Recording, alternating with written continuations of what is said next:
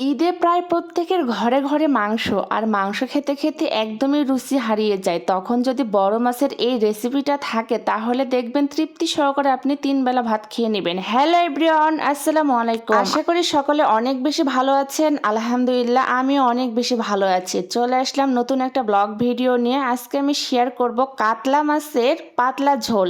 আর কাতলা মাছটা অনেক বেশি বড় ছিল, ডিমও ছিল, তবে আমি ডিম আজকে রান্না করব না, শুধুমাত্র পিসগুলো রান্না করে দেখাবো। মাছগুলোকে খুব ভালোভাবে পরিষ্কার করে নিয়ে একটা বোলের মধ্যে লবণ, ঝাল, হলুদ, আদা, রসুন পেস্ট দিয়েছি, দিয়ে খুব ভালোভাবে মিক্সড করে 10 মিনিটের মতো রেখেছিলাম। তাহলে মাছের মধ্যে মশলাগুলো ভালোভাবে প্রবেশ করবে এবং খেতে অনেক বেশি ভালো লাগবে। 10 মিনিট পর চুলার মধ্যে একটা ফ্রাই প্যান বসিয়ে দিয়েছি। আমি যেহেতু সর্ষে তেলে রান্না করি এই জন্য সর্ষে তেল দিয়েছি পরিমাণ মতো। তেলটা মোটামুটি গরম হয়ে আসলে আগে থেকে যে মেরিনেট করে রেখেছিলাম মাছগুলো একটা একটা করে দিয়ে দিলাম। দেওয়ার পর 2 সাইডে ব্রাউন কালার করে ভেজে নিব।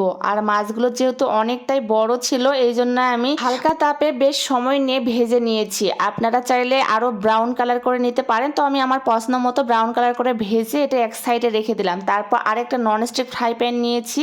মাছগুলো ভাজার পর অতিরিক্ত যে তেলটা ছিল সেই তেলটা ঢেলে দিলাম। দেওয়ার পর এখানে আগে থেকে আমি কুচি কুচি করে পেঁয়াজ কেটে রেখেছিলাম, সেই পেঁয়াজ কুচিটা দিয়ে দিলাম। পেঁয়াজের পরিমাণটা মাছের পরিমাণের উপর নির্ভর করে দিয়ে দিবেন, বেশি বা কম।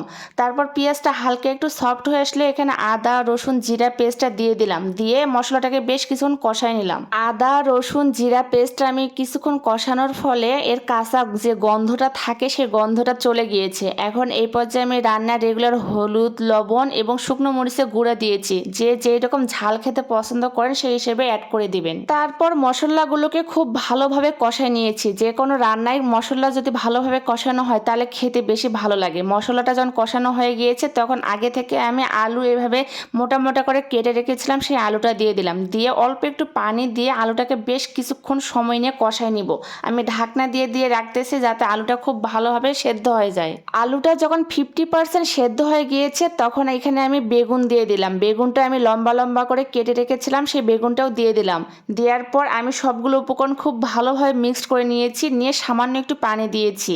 দিয়ে আমি ঢাকনা দিয়ে ঢেকে দিব যাতে বেগুন আলুটা আরো ভালোভাবে সেদ্ধ হয়ে যায়। যে কোনো রান্না একটু ঢাকনা দিয়ে রান্না করবেন, তাহলে দেখবেন আলু, পটল, বেগুন যে কোনো কিছু খুব ভালোভাবে সেদ্ধ হয়ে যাবে। এই পর্যায়ে আমার আলু, বেগুন সেদ্ধ হয়ে গিয়েছে। আমি ঝোলের জন্য পানি দিয়েছি। পানিটা যখন ঠকবগিয়ে উঠে আসবে তখন এই পর্যায়ে আমি আগে থেকে যে মাছটা ভেজে রেখেছিলাম সেই মাছটা দিয়ে দিলাম। দিয়ে আবারও সবগুলো ভালোভাবে উলটপালট করে ঢাকনা দিয়ে ঢেকে দিব অতিরিক্ত পানিটা শুকিয়ে আসা পর্যন্ত। আমার ভিডিওটি কে কোন জেলা থেকে দেখতেছেন অবশ্যই কমেন্টে জানাবেন। আর যদি ফেসবুক থেকে দেখে থাকেন তাহলে অবশ্যই ভালোবাসা দিয়ে পাশে থাকবেন। ইউটিউব থেকে দেখে থাকলে সাবস্ক্রাইব করবেন। আমার ভিডিওগুলো কেমন লেগেছে অবশ্যই কমেন্টে জানাবেন। তো আজকে সবাই ভালো থাকবেন। আল্লাহ হাফেজ।